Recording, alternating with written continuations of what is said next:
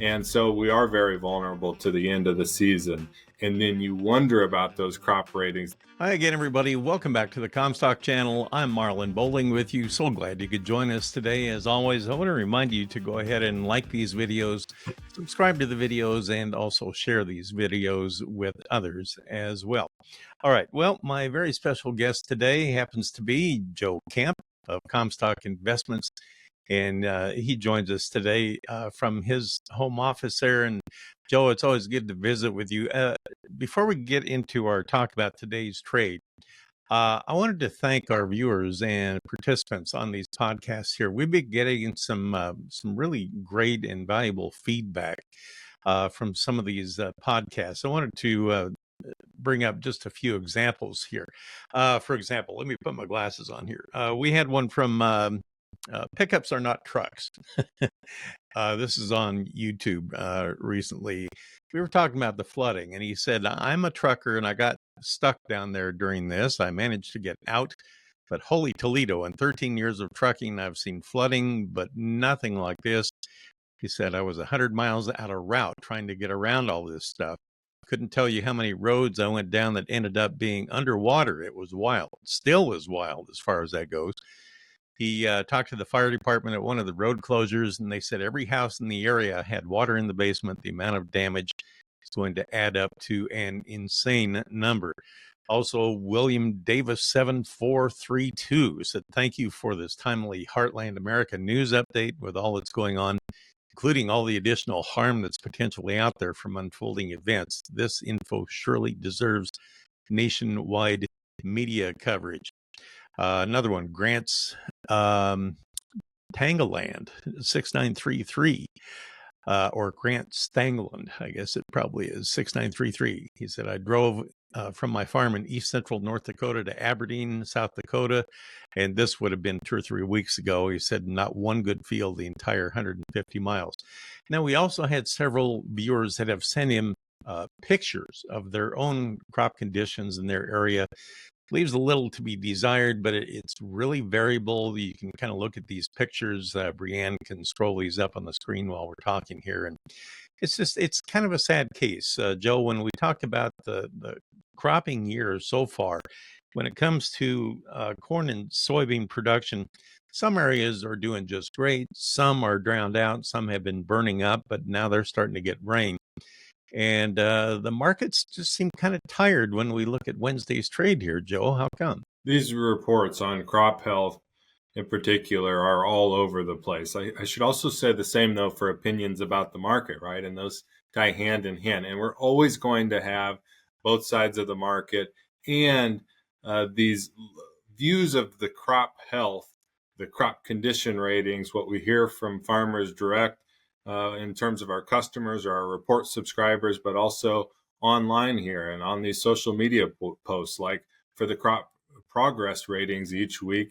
They're a good point of comparison for folks to say, that's what I'm seeing generally. Yeah, there's spots here or there, and others to say, well, we're the here and there, and that's where, and in this place, we don't look at all like the general case. And so, as always, but even more so, it seems like this year you're having extreme variability. And that would fit, though, with extreme weather to date here going forward. It's just the case now that it's a futures market and the focus is on the forecast, leaning considerably more favorable than it has been. Well, it was a down day, especially in soybeans and wheat on Wednesday. Why did they get hit so hard? You look at wheat and you have a backtracking of some international values like the French market going lower again, some weight on Russian prices yet, ultimately taking some of the enthusiasm out of what had been a bounce to start the month of July. And that probably related to the fact that we seasonally see some of that upside in this month because of the U.S. winter wheat harvest advancing and reaching past its peak. It's ahead of pace this season. It's also, though, the case that some of these yield estimates are coming out better than feared in a lot of places, better than even hoped for in areas of the Midwest for the soft red wheat crop as well. And so that's the back and forth here, is that not only are international values going lower, there's also some anticipation ahead of, for example, this Friday's crop report, that we could still see the U.S. crop revised higher in terms of total production. Earlier, I had done an interview with Eric Snodgrass, and you may have seen that, Joe, and we've been getting comments about that too. He actually, we talked about the fact that Beryl came through. I call it the Black Swan event of 2024. It just upset the apple cart because the bulls don't have any ammunition now if it put rain into the eastern corn belt. However, he did make the comment that he said one thing about it: the crops are so far behind in the northwestern Midwest. He said, judging by the kind of maturity of the crops that they were planting up there for the corn, especially, he said it wouldn't reach maturity until mid to maybe the third week in October. And he said he didn't know if it could make it because the first frost dates are usually at least by then. He is very worried about that. And that could be kind of a sleeper factor in the markets coming up maybe by mid to late October, right? That's for sure. The lateness of this crop is still yet to be reckoned with. It can be, like we talk about a lot, 2019. And in so many places, you have the finish of the season, for one, prolonged and improved. So some rain and then no large spread early frost freeze threat like we know we can have. That goes back to some of these crop condition ratings as well, and those reports that we hear from farmers. You have those posts online are really good for farmers to drop their pictures in on, and you see some of those where it's just taken yesterday or the day before a picture of a corn crop that is less than knee high. We're past the 4th of July, and in so many cases, having crops that look like they're 2, 3, 4 weeks behind. And so we are very vulnerable to the end of the season. And then you wonder about those crop ratings, not only accounting for only what the crop scouts can see and not what they can't see because it never came up or was emerged underwater or et cetera, et cetera. But you have the possibility that these crops in a large part are being rated good or excellent for maybe what we'd usually see them at in terms of development stage for being, late or mid-June rather than now coming into the second half of July pretty quick. So that's going to be an issue we have to deal with, one that we'd wonder if we had any movement on here this Friday. Now, not to get anyone's hopes up on that, and I doubt anybody would be anything more than skeptical that we're going to see a yield change here on this July report. But if you ask me, I go back to this being a so-called weather-adjusted trend model. And if you factor in late plantings, which were verified by the June 28 report on acreage, then you've got reason for me to spit out a lower national corn yield estimate, at least, than what we're looking at, which would be a record high of 181 bushels per acre. So again, just another reason why we appreciate it so much